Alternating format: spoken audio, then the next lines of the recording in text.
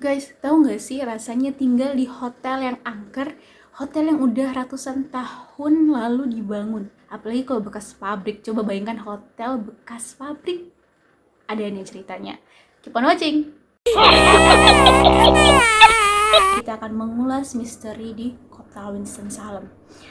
Untuk ceritanya nanti ini sih cuman sedikit ya dari cerita segudang kisah horor yang ada di kota Winston-Salem. Jadi mungkin yang kalau mau searching lagi secara lebih dalam, mau tahu lagi secara lebih dalam bisa searching di Google deh.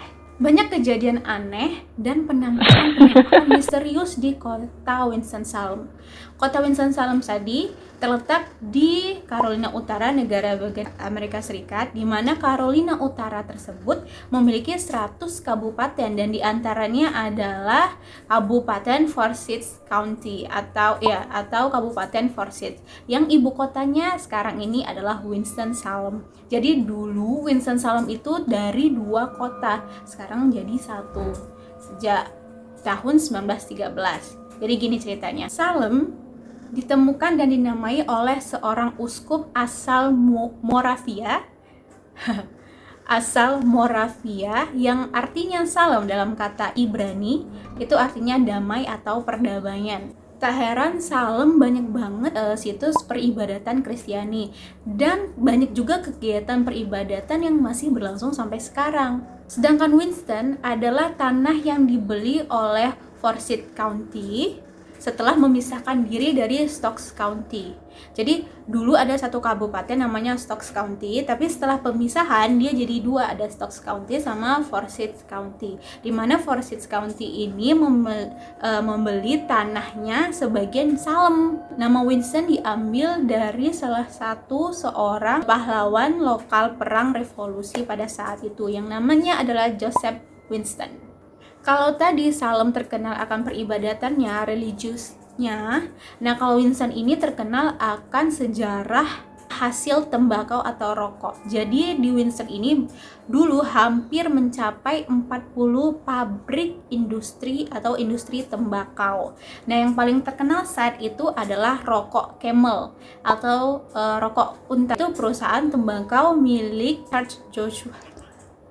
Richard Joshua Reynolds. Awal mulanya kenapa Winston sama Salem digabung itu adalah ketika kantor pos Amerika Serikat mulai menyebutkan kedua kota itu, contek sedikit ya guys, sebagai Winston-Salem pada tahun 1880-an. Dikarenakan kantor pos Winston-Salem berada di Winston, namun bekas kantornya Salem. Nah ditambah tahun 1910 ternyata luas Winston itu 3 kali daripada Salem. Jadi akhirnya warga memutuskan untuk mengkonsolidasikan 2 kota.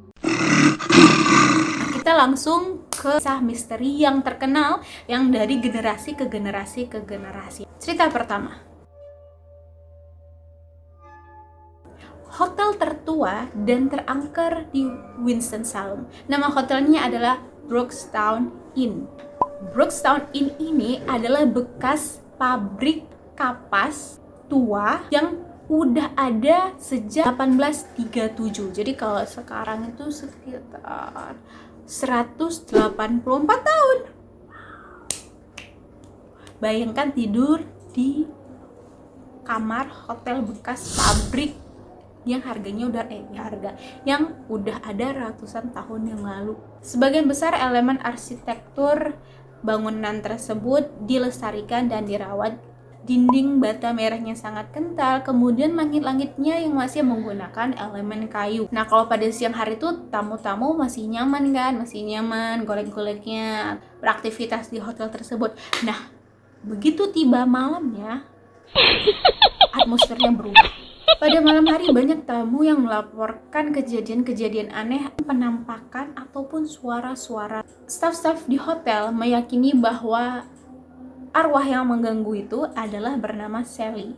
Dulu ketika masih jadi pabrik nih, jadi di lantai 4 itu masih digunakan untuk asrama pekerja pabrik kapas khusus perempuan. Suatu hari ada dua perempuan yang lagi berkelahi nih, berkelahi perempuan palingan jambak-jambakan atau dorong-dorongan gitu kan ya. Nah tiba-tiba yang satu mendorong si Sally sampai jatuh ke lantai dasar lift. Jadi posisinya tuh dia dorong, habis itu di lantai 4 jatuh sampai, dan Sally pun mati.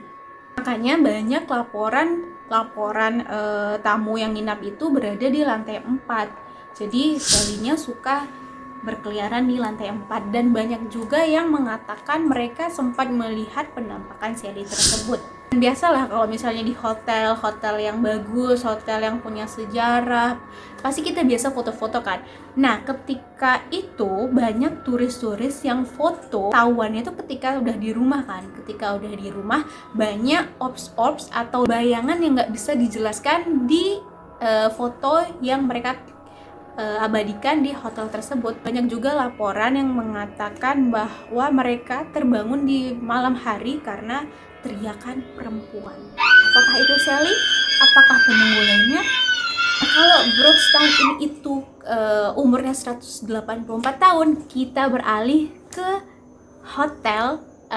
Dia jatuhnya kedai sih, nggak lebih besar daripada yang Broadstone Inn, tapi udah 200 tahunan umurnya, yaitu namanya kedai atau penginapan Salem.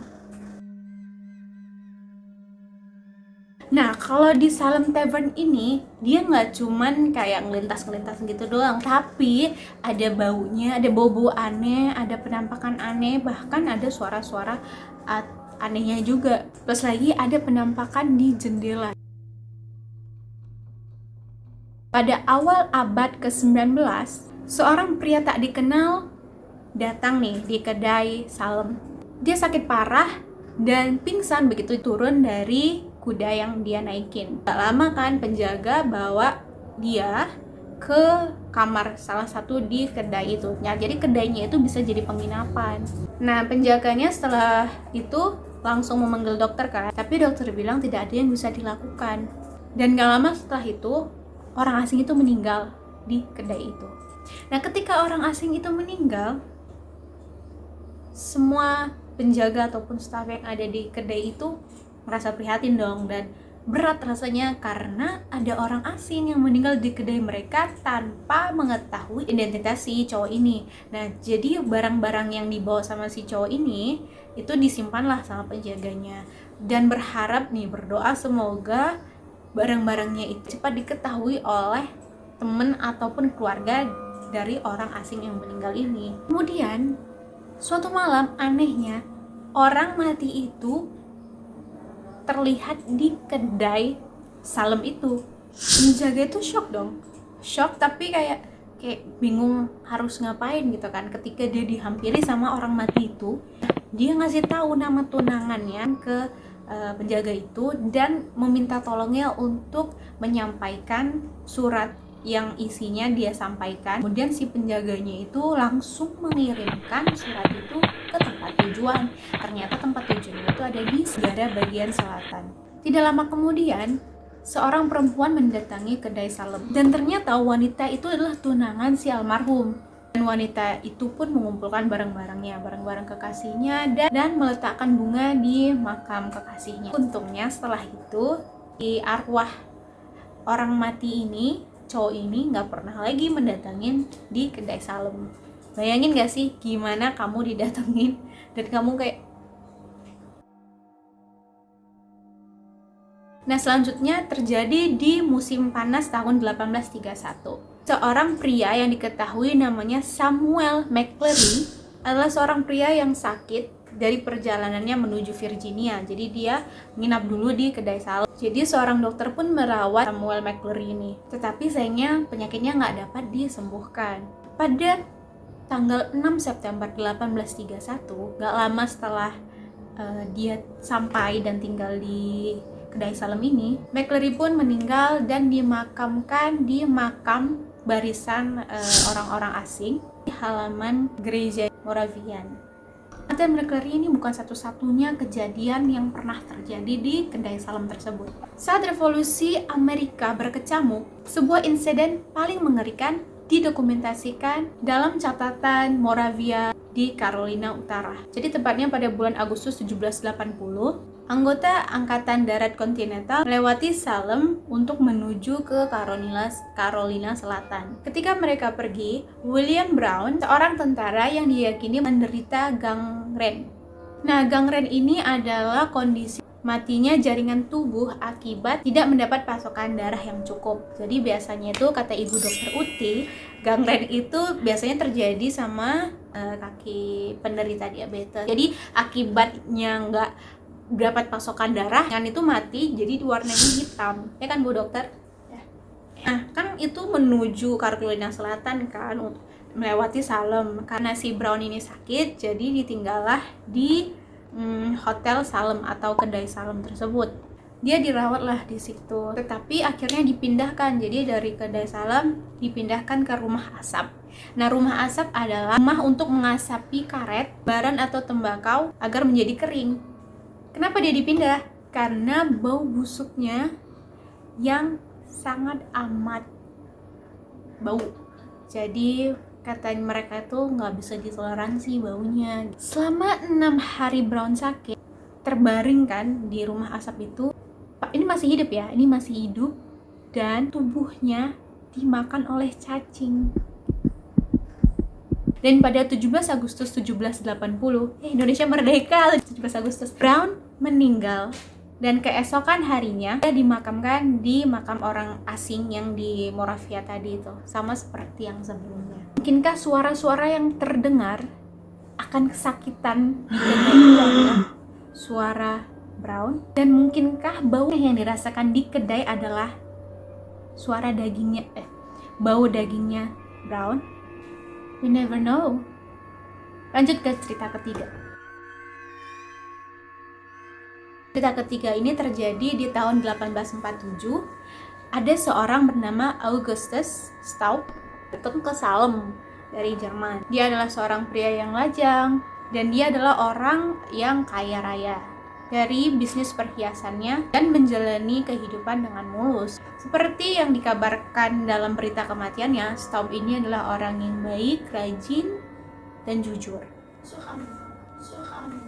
Kemudian pada malam 2 Agustus 1857, Staub yang hanya tahu sedikit tentang bahan-bahan kimia menggabungkan beberapa zat di kamar hotel Salemnya. Sekitar pukul 11.30 malam, eksperimen yang dilakukan Staub itu menguap dan mengalami kebakaran. Sontak dong warga teriak api api api gitu kan. Tugas kebakaran pun datang dan langsung memadamkan api. Nah, berdasarkan artikel ledakan misterius People's Press edisi 7 Agustus 1857 melaporkan bahwa saat petugas memasuki kamar si Staub ini, petugas menemukan Staub dalam kondisi yang terbaring, tidak sadarkan diri lagi, dan dikelilingi oleh api, dipenuhi asap tentunya, serta bau bedak dan terpentin. Artikel itu lebih lanjut menyebutkan bahwa tubuh Staub sangat mengerikan. Wajahnya, tangannya, serta bagian bawahnya itu dari perut sampai bawah terbakar amat parah. Matanya tertutup dan rahangnya terkunci. Seorang dokter Salem datang membantu Staub, tetapi dalam waktu 3 jam dia meninggal.